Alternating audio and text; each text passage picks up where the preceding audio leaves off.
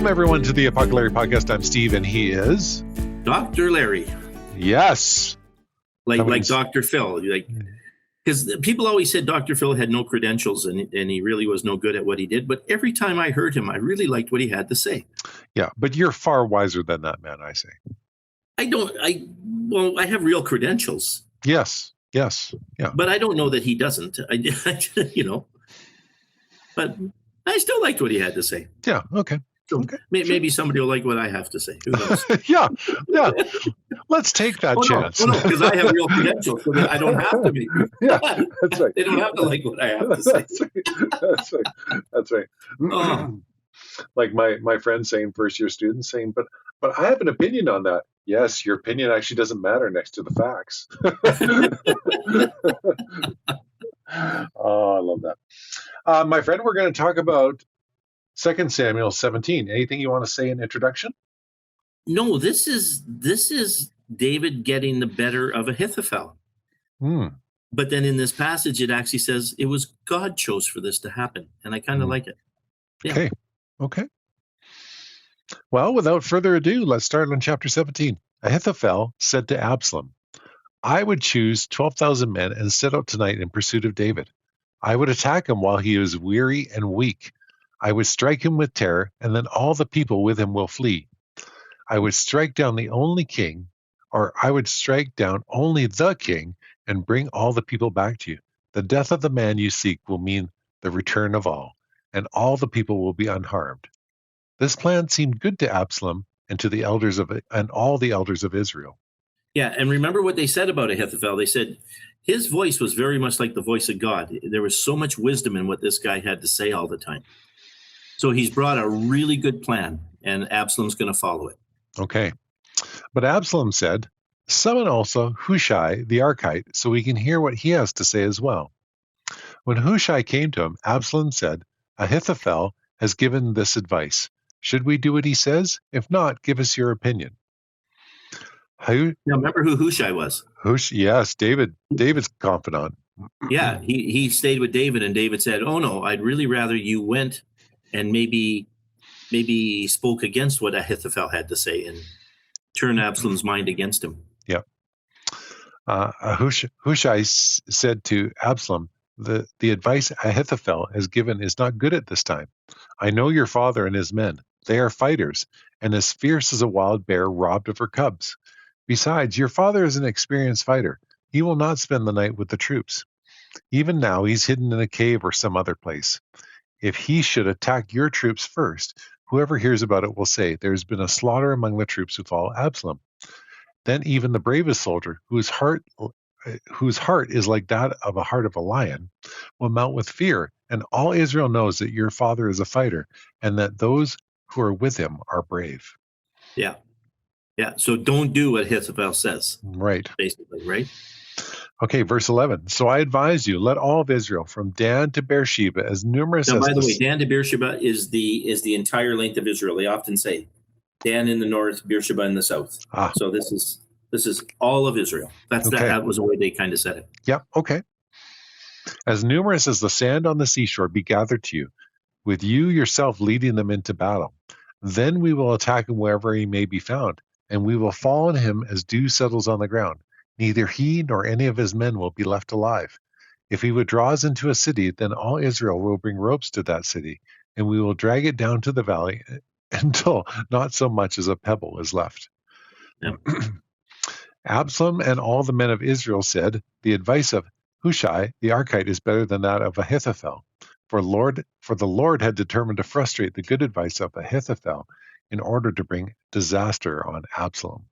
Yeah, so David planned this. Like he sent Hushai in there to do this. But when it happened, this author said, this was God's plan. So that's beautiful, isn't it? The man is doing what he thinks is best, but God uses that to save David, actually, because if they had done what Ahithophel said, David would have been beat. Yeah. Right. Okay, so Hushai told Zadok and Abiathar the priests, Ahithophel has advised Absalom and the elders to do such and such, but I advised them to do so and so. Funny way to say it. They were going to do such and such, but they're Yeah, going to do so and so. yeah. I'm I guessing like it. I'm guessing the Hebrew's slightly different there. Yeah. That's a yada Anyway, yada in the Hebrew. Anyway, now send a message at once and tell David, do not spend a night at the fords in the wilderness. Cross over without fail, or the king and all the people with him will be swallowed up. Jonathan and Amaz were staying at En Rogel. A female servant was to go and inform them, and they were to go and tell King David, for they could not risk being seen entering the city. But a young man saw them and told Absalom. So the two of them left at once and went to the house of a man in Baram. Yeah. He had a well in his courtyard. Baram is on the south side of the Mount of Olives. Remember from the Okay. He had a well in his courtyard, and they climbed down into it. His wife took a covering and spread it over the opening of the well and scattered grain over it. No one knew anything about it. When Absalom's men came to the woman at the house, they asked, "Where is Amazaz and Jonathan?" The woman answered him, "They crossed over the brook." The men searched and found no one, so they returned to Jerusalem. After they had gone, the two climbed out of the well and went to inform King David. They said to him, "Set out and cross the river at once. Ahithophel has advised such and such against you." So David and all the people set out with him and crossed the Jordan. By daybreak, keep going. Finish it. No, by daybreak, no one was left who had not crossed the Jordan. Right. So notice that they still aren't 100% sure which way Absalom's going to go. So they still said to David, get across the Jordan, because if they come after you, then you're still going to be in trouble. Yeah. So when Ahithophel saw that his advice had not been followed, he saddled his donkey and set out for his house in his hometown. He put his house in order and then hanged himself. So he died and was buried in his father's tomb. It's kind of weird, isn't it? What? Yeah. What? Yeah. Ahithophel, there's a guy who needs to be right. Yeah. like, come on, calm down, man. Yeah. Or is he afraid that they're going to turn against him because of this? But they didn't follow his advice. Yeah. So it's kind of a weird thing, that he went out and killed himself for that. Yeah. And maybe part of God's plan too, because he's got to disown Absalom. Yeah. Okay. Verse 24. David went to Mahanaim, something like that, and Absalom crossed the Jordan with all the men of Israel. Absalom had appointed Amasa over the army in place of Joab. Amasa was the son of Jether, an Ishmaelite, who had married Abigail, the daughter of Nahash, and the sister of Zeruiah. I'm just muttering these. The mother of Joab. The Israelites and Absalom camped in the land of Gilead.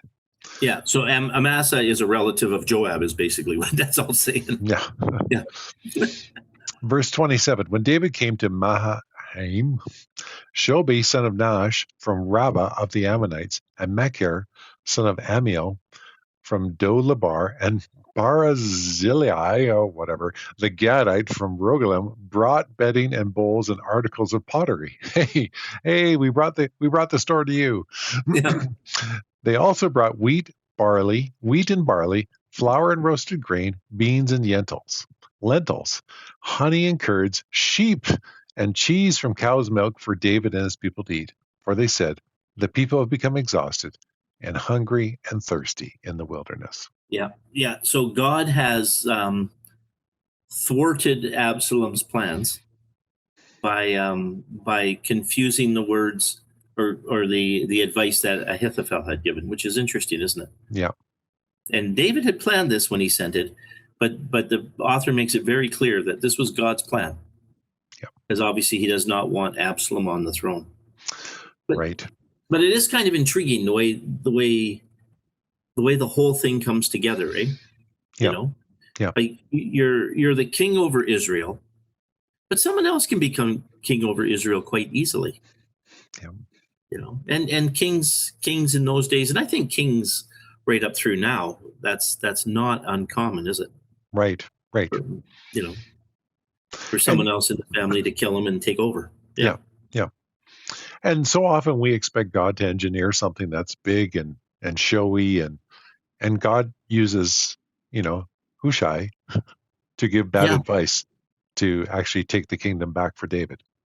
Yeah. To keep the kingdom in David's hands, from his own son. Yeah. Who actually has very good reason to be upset with his father. It's a weird story all the way around. But Yeah. like you said, God's plan is for David to be king. David's life is very normal. Yeah. In Yeah. a lot of ways. Yeah. Yeah. He's a putz just like the rest of us. Yes, in many ways. In many ways he is. Yeah. Oh, okay. I heard a Well, guy talking about, it sounded like he was talking about President Trump, about how bad he was and all the evil he did and all that kind of stuff. And then when at the end it turned out he was talking about King David. It was like, oh, nice little twist at the end there. Yeah. Oh, that's so true. So, all right. Well, my friend, thank you for that. That was fantastic.